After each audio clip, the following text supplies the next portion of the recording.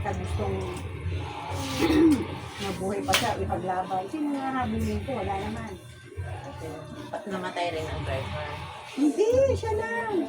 Kasi pumuntok yung upload niya, malakas ang impact ng pagkabawala. Pero kung ano ang hindi yan mamamatay. Pero kung hindi na talaga. Hindi naman sinabi niya sa akin. Bakit? Ba't natatakot kang magsundal, ano daw siya sa service? Sabi ko, hindi ako natatakot. Ang naano ko lang kasi, nasa field ka. Parang lagi ako nag-aalala kung uuwi ka pa ba ng buhay, di ba? Ganyan naman talaga. Sabi niya, kasi bakit? Sabi niya, kung lahat ng sundalo namamatay, di wala nang tumandang sundalo. May natitira naman din, di ba? Eh, sabi Yung niya, iba naman, kakasalang pa lang, patay na rin, di ba? Yung iba, no? Kaya sabi niya, pag oras ko na, kahit natutulog ako, oras ko na, kahit wala akong sakit. Totoo naman. Kaya, sabi niya, pagka namatay ako, tumagalala, hindi kita papasya. Sundalo pala yung naman. Pero hindi, pinatanggal ko nung nagsama ka na kami. Ayoko nga kasi ng sundalo. Ayoko din siman. Kung ano naman yung ayaw ko, yun naman ang mga nanliligaw. Sundalo talagang nakuha. Pero namatay lang siya sa sakit. Hindi, nabangga lang yung truck. Ay, yung sinasakyan mo. Ang sinasakyan nila? Ay, ganun. Malakas ang impact eh. Kasi yung pahinante isa, tsaka yung isa, hindi naman naman yung driver, hindi naman namatay. Nabangga sa pero yung sinasakyan nila yung military. Hindi nga siya sundalo, pinatanggal ko na nga siya. Kumbaga pumasok lang siya na pahinante. Dahil wala naman ibang alam na trabaho, kundi humawak na ng baril. Kasi pag graduate ng high school, nagsundalo na. Ganun din ang pang nangyari. Pinalabas mo nga kay takot kayo pala doon din. Yun nga sabi ko. Kahit saan talaga, kung talagang ano na talaga, nakalinya na kasi tayo, sabi. Oo naman.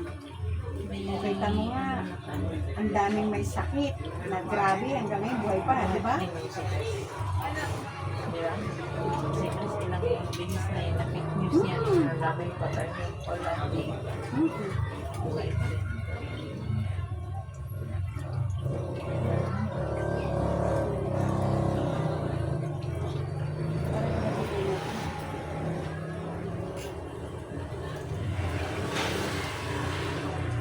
Si Mother nandun sa natutulog sa inyo. Iniwanan ko. Sabi ko sa ako, bantayan mo ha. Baka mamaya mag-walk out na naman yan. Kasi wala ako. Hindi mo na malengke ako ng ulan. Alis ka dyan. Mayroon pala yung nag-ano sa kanya, alaga. Eh, mahirap pag walang mag-alaga. Yun nga, kaso hindi ko siya kaya alagaan sa bahay niya. Oo nga kasi, andun sa taas eh. Kami naman, nasa 4th floor naman ako. Di wala nang tao doon. Gail, doon ka sa upuan kasi. Mga magkabuo kami. Wala nang tao doon. Hindi, doon naman siya. Kanya. Sa maghapon naman siya doon. Asa maghapon siya doon. Pag umaga, uuwi siya. Gano'n. Di sa tulog pa ako, wala na. Ay, pero siya na lang mag-isa umaakyat. Kaya pa naman niya, kaya Dahan-dahan nagdahan. lang. Dahan-dahan talaga. Kinakatakot ko lang naman kasi yung madulas, Oo. madapa, di ba? Yun lang talaga. Kasi nga, inuubo ka na. Sabi ko, hindi nga pwede na doon ka na. Kasi nga, ako din, gusto naman kitang samahan sa bahay. Ang problema. Yung sigarilyo ko, may alam mo naman allergy ako sa ganyan. Sino? Yung sigarilyo. Sino ang nagsigarilyo doon? Yung kapatid ko sumunod sa akin. Ay, nandun. Nandun sa second floor. Nandun siya ang tao doon. Kasi kahit ko sabihin ko, nasa baba siya na hagdan, umaakit pa rin yung upo. Kasi kung makabuga,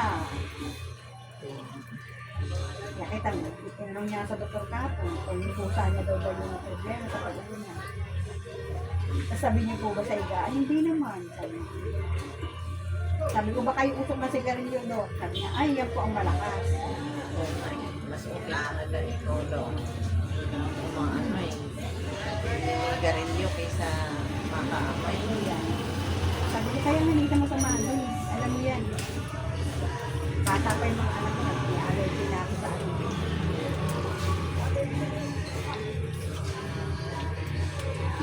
Kaya kung lalamunan ko nga, hindi na bumalik. Sabi nga ng doktor, ng PNP, kumbaga doon sa arthritis na rin yung anak ko. Nakaamoy.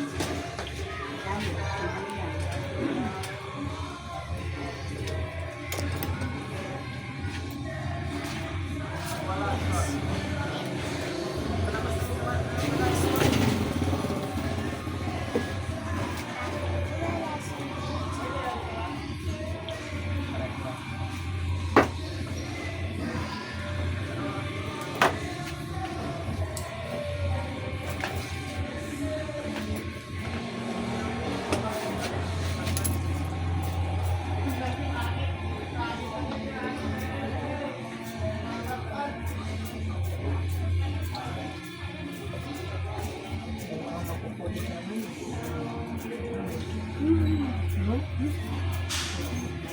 Grabe na sakit. Oo. Mahaba pa naman ang yung pang walang bigla lang. Yung pang Natuwa ako kahapon dun sa kay Dr. Santa Ana. Patanda, paano? Parang 95 ang pinakamatandang pasyente. Tapos dalawa yung 88, isang 82, 86, 84. Tapos yung 65, at saka yung 61, ako yung 61. Parang kami may sakit. Parang sila naman malalakas pa, parang problema na nila yung paglakad. depende kasi sa tao. Lalo na yung 95. Oo. Ang laki po ng pagdinig ang tengi, ang laki. Talaga. Kasi dyan sa wala, kapitbahay ng pinsan ko dyan sa Tugato. Hindi nga pareho. Depende nga siya sa Mm. yun. Tapos hindi siya kumakain ng gulay. Ang kailangan niya hipon, baboy, baka. Hipon pa. Ang hipon, number 1 yan. Kasi nga, mas mamamatay siya sa gulay. Kasi hindi siya nakikitawa dahil na-opera na siya sa colon cancer. Kaya pag kumain Ang siya hipon, number 1 makapa-active sa lahat ng sakit yan eh. pero Baka minsan, hindi pa lang hindi nagtawa na kami. Parang ang namin, wala talaga sa kinakain, parang nasa sa isip lang. Hindi kasi pareho. Ang tao kasi depende sa sitwasyon ng ng tao. No? Oo, sabi niya, hindi siya kumakain na. Tawa kami ng tao. Tapos sabi niya sa amin, kung kamag-anak mo si Cabella, sabi niya gano'n. Di ba Dr. Sinigo? Sabi ko, oo, kaya lang mami ang gabi pa yun. Eh si nanay, gusto na magpa-check up. Okay. Kalibre naman siya din.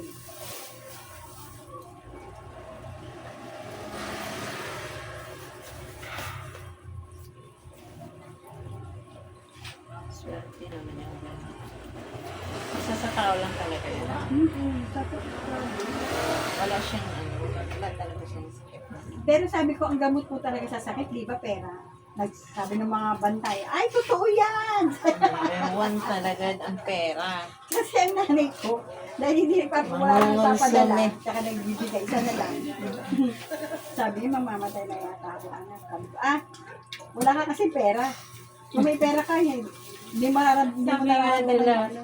ang makapahigh blood daw, hindi daw, yung taas ng dugo, Oo. hindi ang pera. Siyempre, mahal blood sabi, kung may sakit ka, naramdaman may masakit ka. Naku, di ba? Wala akong pera. Eh, kahapon niya, araw ng niya, therapy. Sabi niya, sana pala, bukas na tayo nagpa-check up, nagpa-therapy muna ako. Wala tuloy tayong pera. Kasi pagka nagpa-therapy siya, binibigyan siya ng pera. binibigyan siya ng pera. Libre na kasi therapy. Pagkatapos ng therapy, babayaran pa siya. Kaya. Kasi anak niya yung may-ari ng clinic eh. Oo nga, sabi ko. Ikaw eh. Mamadali ka. Sinabi ko nga, papatherapy ka. Magpapa-check up. Magpapa-check up. Ngayon, pagdating mo din sa bahay, sasabihin mo sa akin na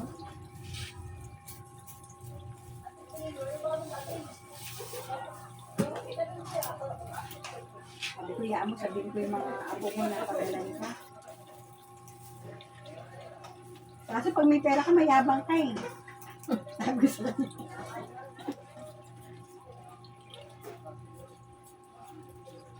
Hindi pala kayo pagpunta.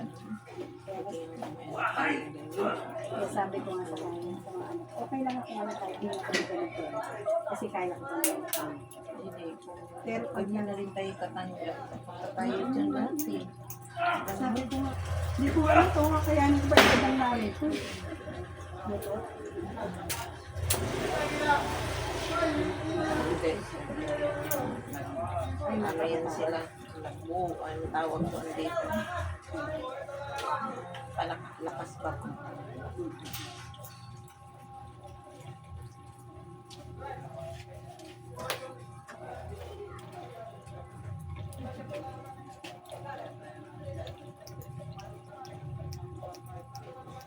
Tapos yung 95 na yun, nagpapahilay pa. Oo. Nasa sa tao lang talaga. Maingat din siguro yun. Tapos exercise. At saka nagsusumba yun. Oo daw. Oh, yun. Nung 90 years Alam mo, ang tumatakas ang, pa. ang umaano kasi sa zumba, malaking ano din yun. Malaking pampatibay kasi yun. At saka maano sa ano, palasimba, pala, ganun din naman nanay ko. Ay, hindi na nakakasimba kasi nga, binawalan na. Dahil, mamaya magdapa. Kaya pag pala, ano siya, pala sayaw, Mm-mm. healthy siya. Matagal ba ang ano ba? Kumbaga dagdag sa ano rin yun. Mami ito, lumipad sa bata mo, tingnan mo.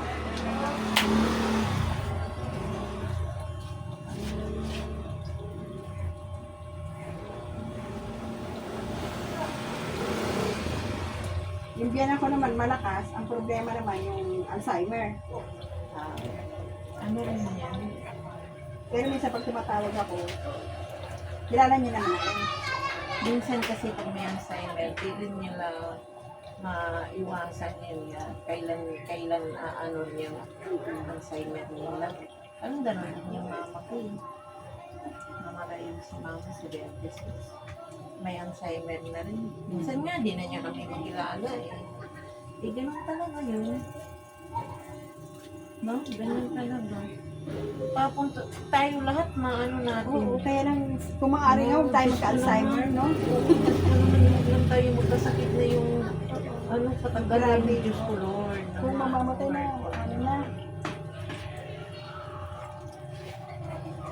Kaya ang tatay ko, matagal pala nang may sakit pala. Hindi niya lang pinapa-ano sa akin. Kasi ayaw niya, gusto niya pag namatay na, yung diretso na. Kaya nga di ba yung tayo, di natin alam na may sakit na pala siya.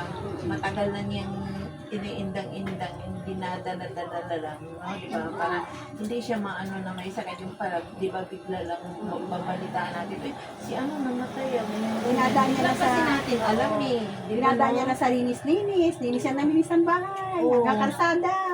Kaya nga, inaano lang niya. Ninilibang niya yung sarili niya pala, sa ano na yun. Yung, ano na pala yun. At ano lang siya, tinitiis lang talaga siya. Tapos sabi ng anak ko nung pangalawa, Ma, si tatay napapansin ko pagkatapos niya maglinis, namumutla. Sabi, talaga? Yun na yun. Yun eh. Di ba no? Lagi yan, parang pagkatapos niya, namumutla na siya. Yun na nga yun. Yung ano.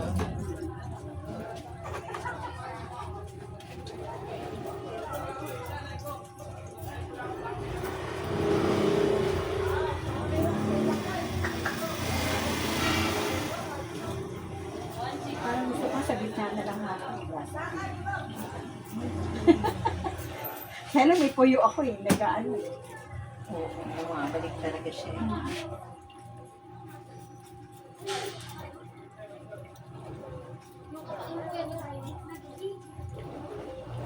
Paano naman ako wala ako. Kaya, kaganina, sabi kasi nila, ano, ngayon daw gabi hapon. Tumawag na naman.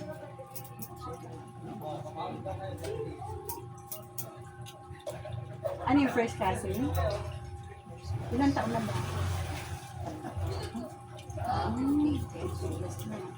Kasi buwan lang.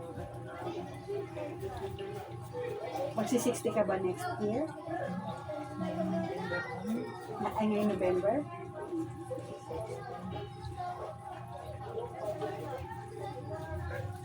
November. Anak ko kung ano, 18.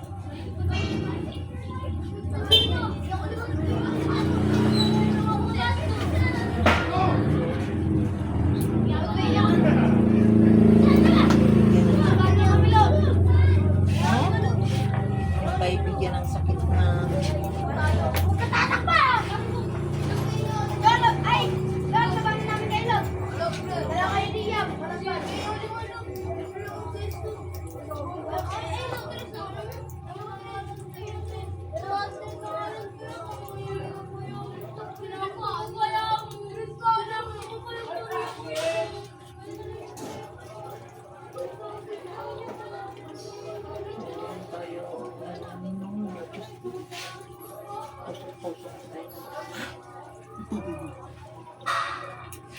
ganyan pa naman sa ang hospital.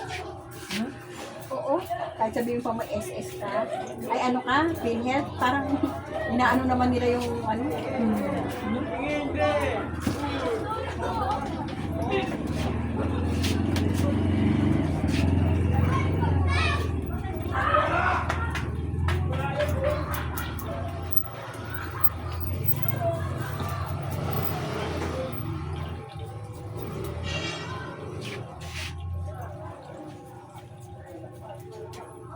Baka makalimutan na naman na dito ako sa kabila.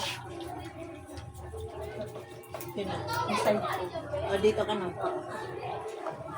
Sabi mo kasi gitna eh. Kaya, Talaga? Okay na. hindi, kaya nga, hindi, ganyan na naman talaga yan para magpantay siya. Kung gusto mong i-side by side siya. Nalulungkot ka po. Naku, baka pumayat ka na doon. Nagugutom ka na. Hindi naman. Ako ba yan? Malaki na siya na, yun yung maliit pa doon, ano? Yan yung nag-50-50 na kang baby. Naku, sweet. Talaga. Tapos wala pa tumanggap na ospital. Lockdown yun. Hindi naman. Puno. Kung sasanay din nila. Bagsak din nila MCU. Kasi ayaw tanggapin eh. Kung pagkapa, ano na talaga. Kaya sabi ko pa makinig ko, takbo nyo na yung sa hospital kasi mabigay na yung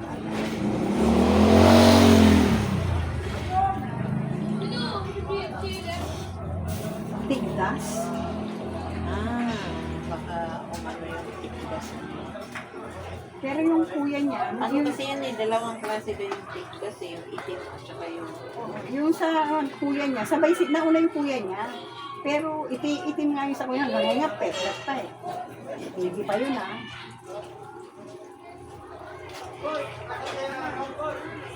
Dati sila ni April, dinikdas sila, pinainig ko ng penicillin. Sinulaknat pa ni April.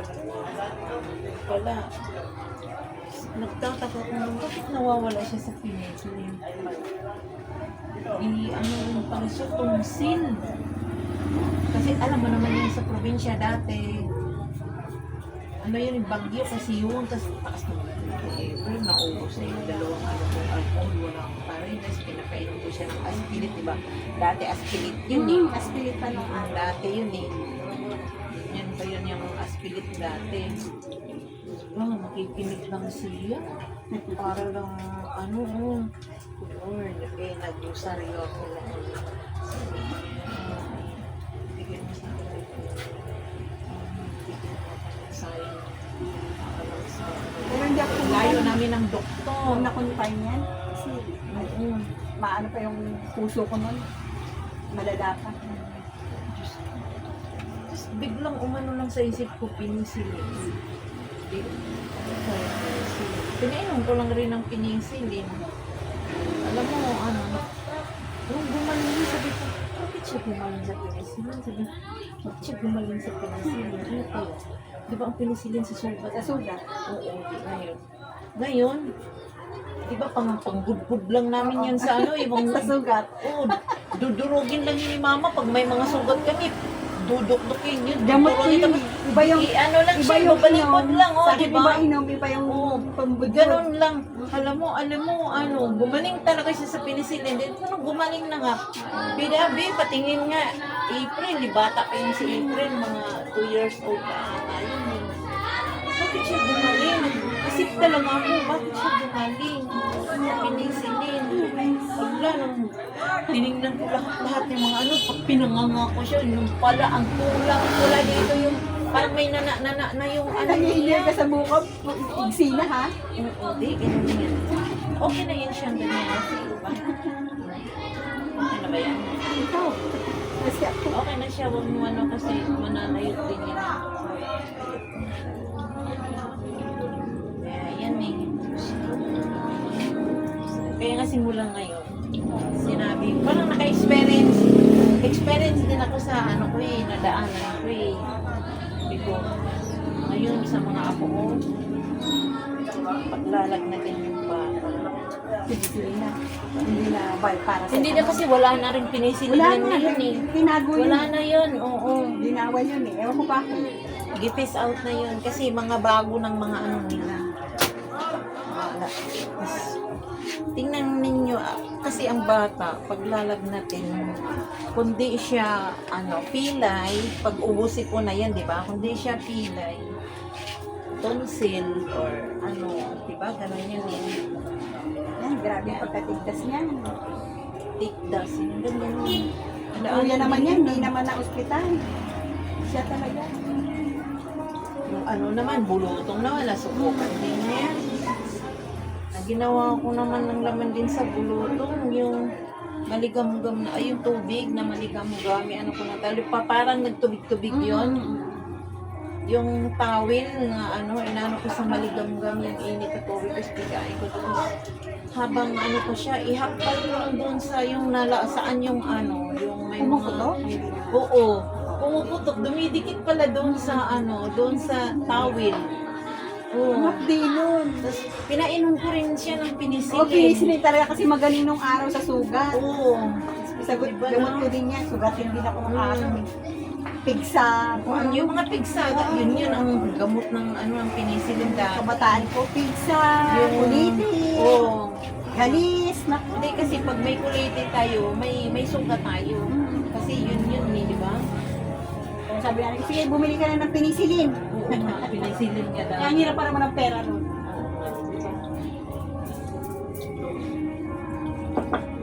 Penicillin eh. Okay. Girl yan na girl. Nung girl, mukha ko ng lalaki. Oo nga.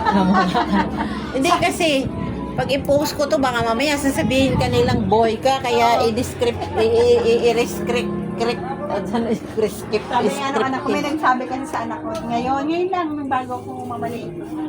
May nagsabi. Girl yan, no? Iba Akala girls daw- mo, girl. Akala daw niya, tomboy yung Oo. yung anak ko.